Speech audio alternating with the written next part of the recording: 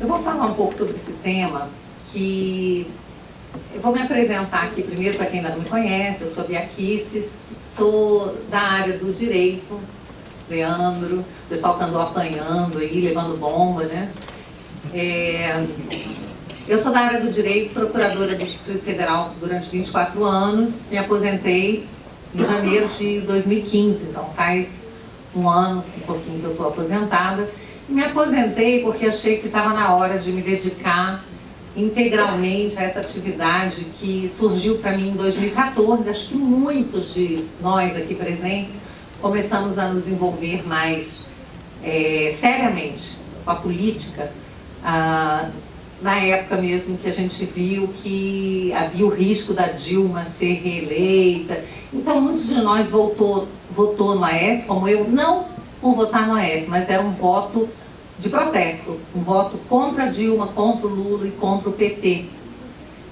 E aí não deu mais para ficar afastado, porque eu comecei a tomar conhecimento de uma série de coisas, como fraude das urnas, né? A luta pelo voto impresso, e aí até o Jair Bolsonaro é uma das pessoas que tomou conta desse tema, né, que liderou esse tema no Congresso, a PEC 10 e tudo mais. E uma das coisas, né, quando eu comecei a me inteirar mais da política no Brasil, eu vi que era preciso fazer alguma coisa a mais, e muitos amigos também foram chegando com a mesma preocupação, o mesmo engajamento. Eu criei o Instituto Resgata Brasil. Hoje eu sou presidente fundadora do Instituto Resgata Brasil, e tem também como parceira a Cláudia Castro, que é a vice-presidente. Ela esteve presente na primeira palestra, mas não veio hoje, mas mandou um abraço para todos, né? E um dos temas que mais me chamou a atenção foi a questão da segurança pública. Eu acho que esse é um tema assim, absolutamente primordial na nossa vida, é uma das coisas que mais nos afeta, como o general Paulo Chagas falou. São mais de 60 mil assassinados, porque quando a gente fala mortos, nós não estamos falando de acidente de trânsito, nós estamos falando só de homicídios, né? 60 mil por ano, mais do que qualquer guerra civil, né? Então nós estamos realmente num estado de calamidade pública, e eu comecei a me aproximar muito dos policiais lá em Brasília, né? Fiz grandes amigos, PM, faço parte de grupos de PM, porque vi que é uma categoria, não só a polícia militar como civil, os militares em geral. Eu sou filha, neta, sobrinha, bisneta de militar, que é uma categoria que é muito injustiçada. E eu comecei a ver que da parte da mídia, eles não recebiam nenhum tipo de compreensão, alento, apoio, nada, né? É só injustiça, são tratados de forma indigna, ao passo que o bandido, o criminoso nesse país, é tratado com todas as deferências. E aí a gente ouve falar, né, muito do princípio da dignidade da pessoa humana. É uma dúvida que eu fico: qual é o outro tipo de pessoa que existe que não é a pessoa humana? Se alguém souber me dizer, por favor. Eu até hoje já pensei, eu não consigo entender, né? Porque, a não ser que a gente rememore aí o Magno foi o ministro do Trabalho, né, que disse que o cachorro dele também era ser humano. Pode ser por isso. Mas, enfim, esse princípio da dignidade da pessoa humana, sobre esse princípio, esse guarda-chuva, se insere todo tipo de falácia. Por ali entram terroristas, entram criminosos, traficantes, todos esses abrigados sob o guarda-chuva desse princípio da dignidade da pessoa humana, usando aí, né, a questão de semântica que Marcuse tanto ensinou, né? Então, todas essas falácias, como se não bastasse tudo isso, chegou ao Brasil a audiência de custódia. E eu confesso a vocês que estão me vendo hoje assim, calma, tranquila, serena, falando, que esse não foi o meu estado de espírito enquanto eu preparava essa palestra. A cada slide, eu quase que tinha que tomar um Lexotan. eu pensava, eu fui estudar, né, mas eu conhecia um pouco, assim, superficialmente o tema da audiência de custódia, já não gostava, era uma coisa que me irritava, mas preparando, vendo os fundamentos, os princípios, os protocolos do CNJ, eu falando para a Cláudia, ela ia preparando comigo, eu falei, Cláudia, eu estou me visualizando na palestra, calma, porque a única coisa que eu consigo ver é eu falando muitos palavrões, eu não posso fazer isso na palestra, então eu vou falar aqui com você, porque lá eu tenho que falar de forma bonita, educada, né?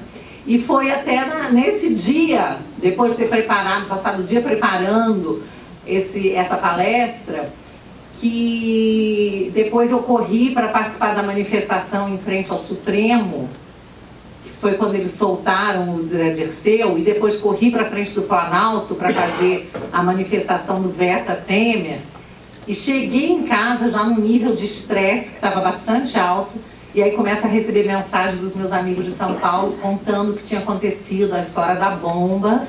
E aí eu recebi o vídeo, eu estava fazendo uma live, mostrei, na hora que eu comecei a mostrar o vídeo, eu tive realmente um breakdown, né? E aí eu comecei a chorar ao vivo, foi uma coisa, todo mundo me acalmando, porque foi um nível de estresse muito alto. O que é o nível de estresse? É que nós estamos submetidos, gente, todos os dias.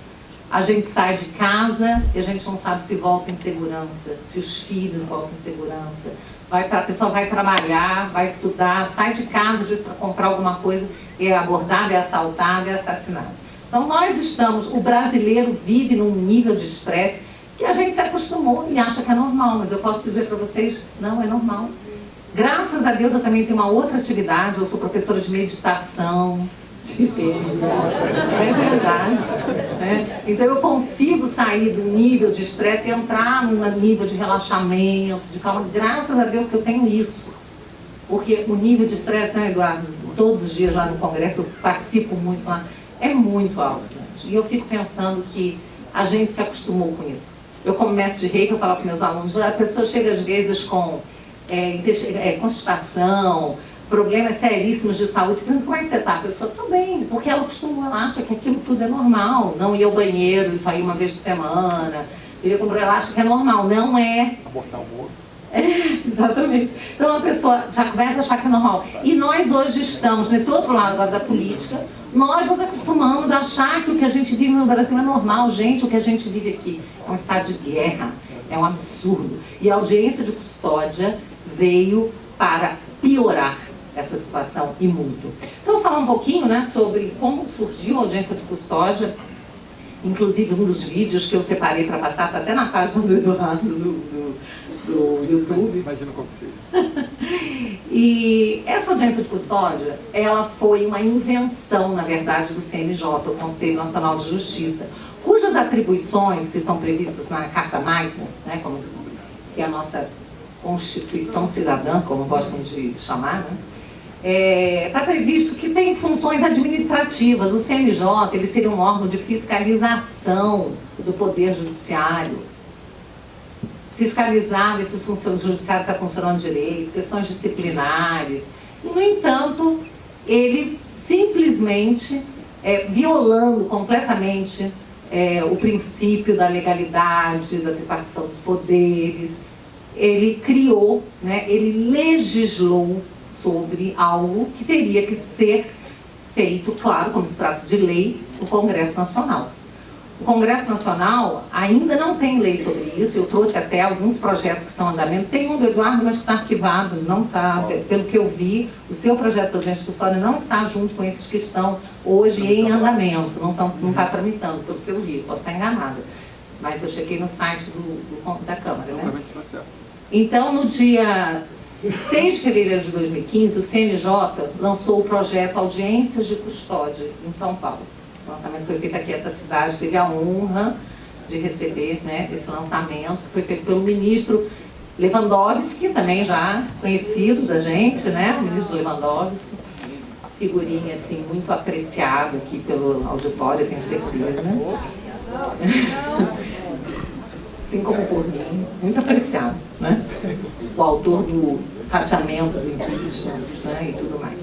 A melhor parte dele. Bom, Então, o ministro Lewandowski ele veio a São Paulo para lançar aquilo. O CNJ criou a resolução, vou botar aqui, olha só. O que eles dizem é o seguinte, que em abril de 2015, o CNJ, o Ministério da Justiça e o Instituto de Defesa dos Direitos de Defesa assinaram 3 acordos visando incentivar a difusão do projeto em todo o país, o uso de medidas alternativas à prisão e a monitoração eletrônica. Realmente, tem sido feito bastante monitoramento eletrônico hoje em dia, né? A tal da tornozeleira, né? Que tem sido bastante usada aí.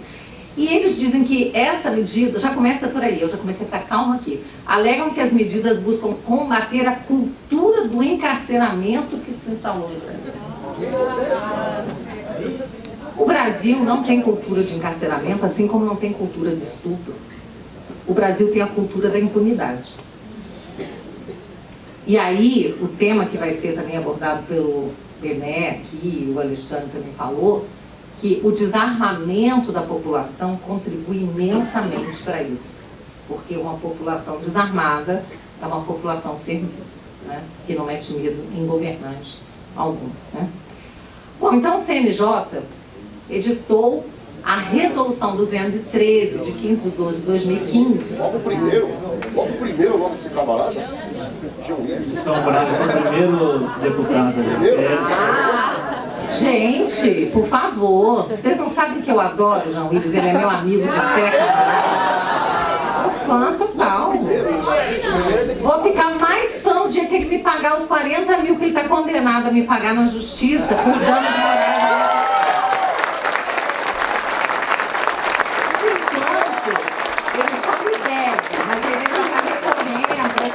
Supremo. No dia que ele pagar, eu vou até ficar fã e vou dar para ele uma passagem só de ida para Cuba.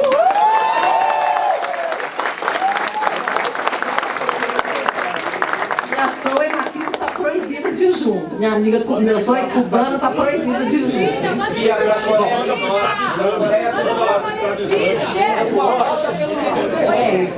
Bom, então, essa resolução 213, né, ela realmente está tomando uma competência, usurpando uma competência do Congresso Nacional. O Congresso, porque assim, na verdade a audiência de custódia, ela foi introduzida no Brasil por conta de tratados internacionais. Tá? Tratado de São José da Costa Rica, Tratado de Direitos Humanos, e todos esses tratados falam que o preso, a pessoa que é presa em flagrante, deve ser apresentada a autoridade competente, no caso, a maioria dos países são juízes, no prazo de 24 horas. Só que no Brasil, o nosso Código de Processo Penal prevê que essa autoridade competente é o delegado de polícia. Então, o delegado já tem atribuição para isso. E a resolução do CNJ está alterando o Código de Processo Penal, colocando e criando uma obrigação ao delegado para que ele apresente ao juiz o preso no prazo de 24 horas. Então, ela, além de usurpar a competência do legislativo, ela também usurpa a competência do executivo ao criar atribuições para servidores do poder executivo, como é o caso do delegado de polícia. Tá? Então, ela está usurpando competência dos outros 2 poderes. E ao invés do Supremo, né, combater isso como guardião da Constituição, ele é que dá a guarida exatamente ao Supremo, que permite que o CNJ faça isso, porque o presidente do CNJ é o presidente do Supremo Tribunal Federal. Né? Bom, então o Congresso, talvez vendo que isso aconteceu, também começou a ir atrás, né, para fazer a sua atribuição. Antigamente eu achava assim, puxa vida, o Congresso, ele é muito omisso em uma série de matérias que deveria legislar. Hoje eu já tenho uma opinião assim. Primeiro, eu vejo como é difícil tramitar projeto, a não ser que sejam aqueles projetos realmente de interesse do governo, ou no caso aí dos mensaleiros, né, essas coisas assim. Você ter um projeto, se você não faz parte do esquema, é muito difícil o seu projeto tramitar. São coisas que eu observei. Outra coisa que eu cheguei à conclusão, que o problema do Brasil não é falta de lei, é excesso de lei e excesso de leis não cumpridas. Então eu acho que devia ganhar ponto, era o Congresso, os deputados, cada vez que revogassem leis. É verdade, o Brasil não precisa de mais leis, gente, precisa cumprir as que a gente tem. né? E essa sanha legisladora aqui do Brasil é muito ruim. Então a gente vê, por exemplo, nos Estados Unidos, né, tem câmaras, assembleias que funcionam apenas em alguns meses do ano. O resto dos meses o parlamento fica fechado. Então, para que tanta lei? Realmente é uma coisa, né, que faz a gente pensar. Mas, enfim, o Congresso agora ele tem esses projetos de lei que estão tramitando. Tem outros, como eu falei, tem inclusive do Eduardo Bolsonaro, mas que não foi desarquivado, possivelmente, esse ano. Então, a gente tem o do João Willis, gente, que é uma graça, que além de repetir né, os termos da resolução, ele é praticamente voltado, tá, para a verificação de tortura do preso pelos policiais. Então, o projeto dele se ocupa mais disso, tá? Tratar da questão da tortura.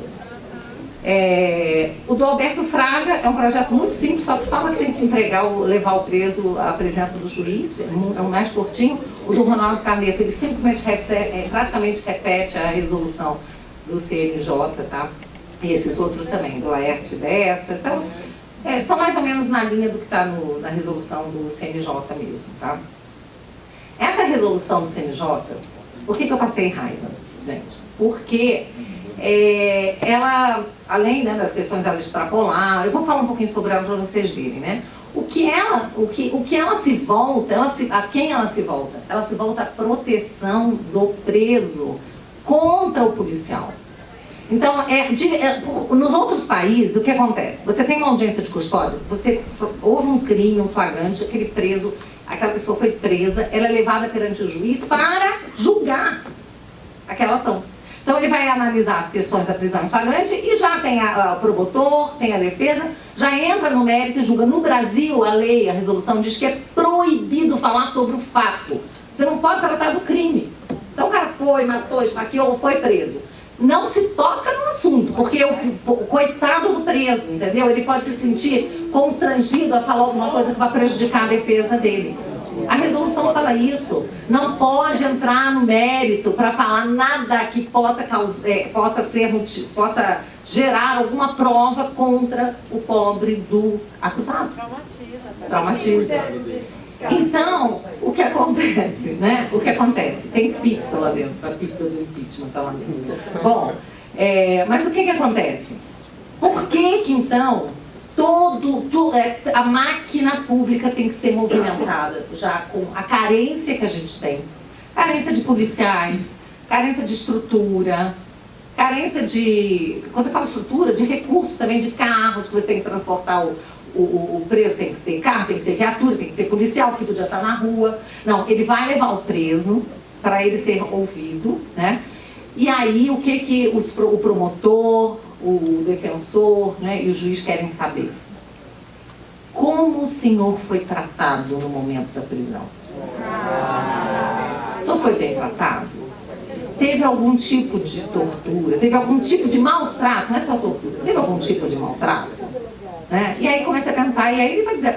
É interessante que o Blitz Digital, você conhece, né, do Olavo Mendonça, um amigo nosso que é capitão da polícia, ele tem esse jornal, jornal eletrônico, ele faz entrevistas, rádio, e ele falou sobre a primeira audiência de custódia que houve em Brasília. Então ele falou que os presos não conheciam ainda essa sopinha no mel, né, que é a audiência de custódia. Então ele foi preso, colocou, né, perante um juiz, um promotor, e ele estava sem saber o que ia acontecer, estava com medinho, né? Aí começaram a perguntar para ele, né? E aí, como é que o senhor foi tratado? Tudo bem, né? Ele falando assim, mas assim, o policial não foi agressivo, não tratou mal. Não, o senhor foi tratado direitão, tudo certo. Então ele falou que estava tudo certo, tudo perfeito, entendeu? Quando acabou a audiência, ele não estava acreditando, né? Ele estava completamente... E aí ele saiu de lá e comentou com os outros. E aí os presos vão começar a saber o que era a audiência de custódia. Então eles chegam lá e começam a falar... e aí eles podem inventar o que eles quiserem, porque tem mais um detalhe importantíssimo nessa resolução. Ela diz que o policial ou os policiais que participaram da prisão não podem estar na audiência. Eles são proibidos de assistir a audiência. Né? Então o camarada fala o que ele quer, né? E o policial está ali. E muitas vezes o policial sai indiciado de lá. Quer dizer, o preso sai, o criminoso sai, feliz da vida, né? E o policial está indiciado. Então, isso tem acontecido muitas vezes. Aí eu gostaria de passar um vídeo, ver se a gente consegue passar esse vídeo, para mostrar como é uma audiência de custódia. Está num outro arquivo. É um outro arquivo. Na mesma parte. Na mesma parte. Tem que sair daí. Aí. Esse aí. Oi. Terroristas que jogaram a bomba na gente. Sim, eu vou falar sobre isso. Já houve uma audiência de custódia no dia seguinte e eles foram liberados também, porque o juiz achou que não havia motivo para eles ficarem presos. Em compensação, o secretário de Direitos Humanos do Ministério da Justiça e o coordenador dos Direitos Humanos da OAB São Paulo acham que vocês que estavam na Paulista estavam fazendo crime de ódio, vocês devem ser presos. É verdade. Eles acham que vocês devem ser presos, tá? Os terroristas, já inclusive a Folha de São Paulo ainda fez propaganda do restaurante, vocês viram isso? Falou que no restaurante do Sírio que foi, que teve tumulto, né? Não teve tumulto lá na manifestação, tem um restaurante onde se pratica a multiculturalismo. Eu tô doido para ver um gay entrar ali. Um gay judeu vai ser melhor ainda com o que tá ali. Eu adorar ver. Entrar lá. Né, para ver o multiculturalismo. Dá para passar? Esse menino é libanês, eu estava presente. Eu estava presente. Esse eu tirei até da sua página. O vídeo que eu ia passar. Sou Luísa, essa audiência de hoje não é somente para apurar as condições da prisão. A gente não vai perguntar nada sobre o crime, tudo bem? No momento em que o senhor foi preso, o senhor sofreu algum tipo de agressão, ameaça por parte dos policiais? Não, nenhum momento. Nenhum momento. O senhor foi ouvido na delegacia? Foi. O senhor leu o seu depoimento? Estava de acordo com o que o senhor tinha falado? Quando o senhor falou aquilo, o senhor estava de alguma forma se sentindo pressionado ou ameaçado? Com disparidade? O senhor tem necessidade de fazer exame de corpo de delito? Como? O senhor precisa passar com algum médico para fazer exame de corpo de delito? Como que o senhor machucou o olho? Eu dei no jogo de bola antes de eu correr.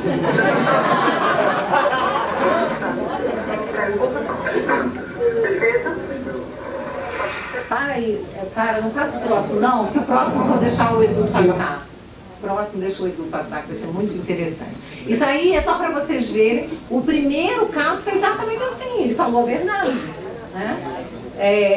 Agora não, agora eles já ficaram espertos, eles já sabem para que serve. Então, para vocês verem, o protocolo da resolução é melhor do que a resolução, tá? Vou botar aqui o protocolo 2, ele fala assim: esse documento é destinado a orientar os tribunais e magistrados sobre procedimentos para denúncias de tortura e tratamentos cruéis, desumanos e degradantes, contendo o seguinte índice: definição da tortura, vai falando, né? Então, a vítima tem que responder, né, qual foi o tratamento recebido, o que aconteceu, onde aconteceu, tá? E em nenhum momento se pode falar sobre o crime, é só para saber. E diz que tudo isso é para, em benefício, realmente, né, do princípio da dignidade da pessoa humana. Aí eu trouxe, assim, por curiosidade, as audiências de custódia em números, né, no Brasil, é muita coisa, principalmente São Paulo, esse que tem 45.125, é São Paulo, é o que mais tem, né?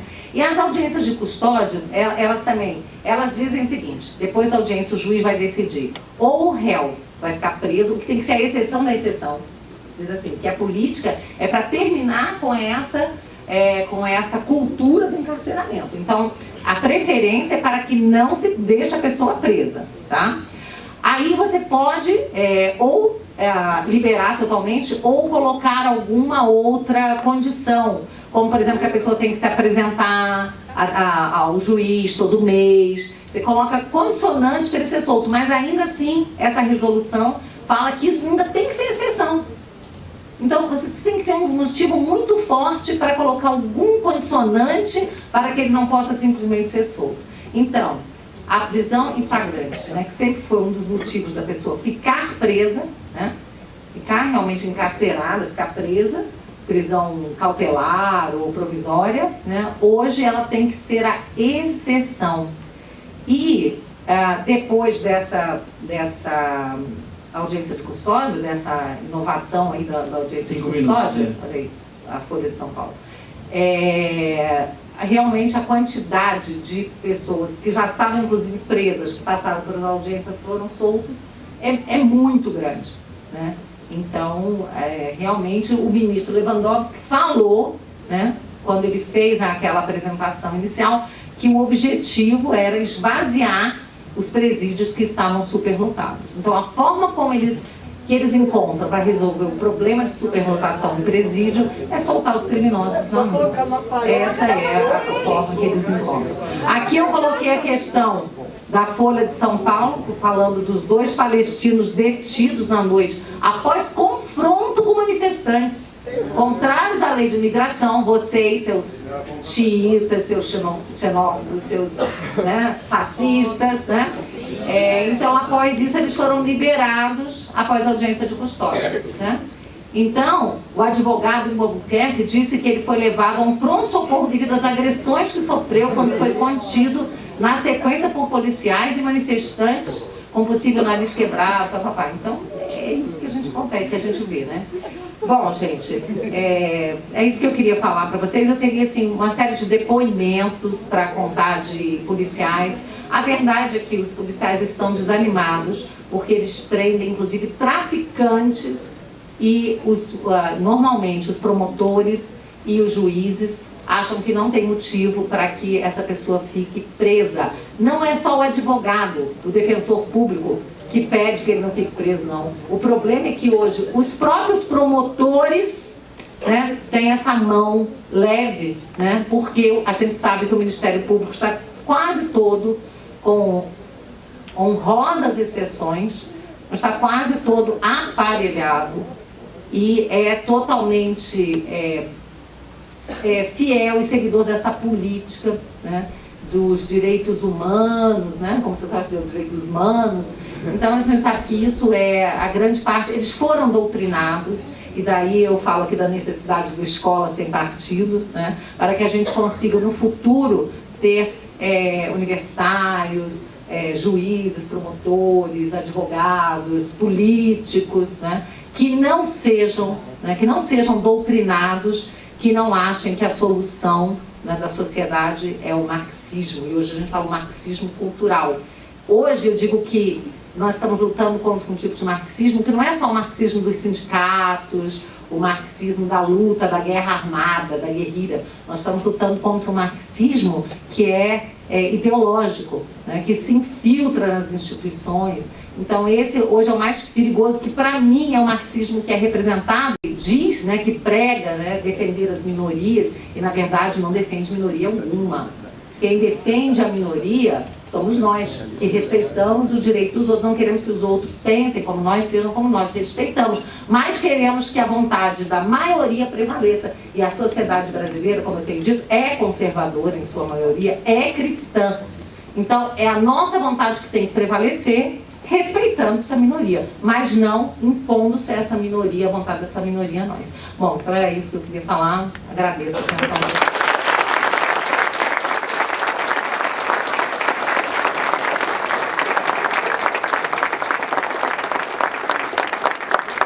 Obrigado, Bia, mais uma vez comparecendo com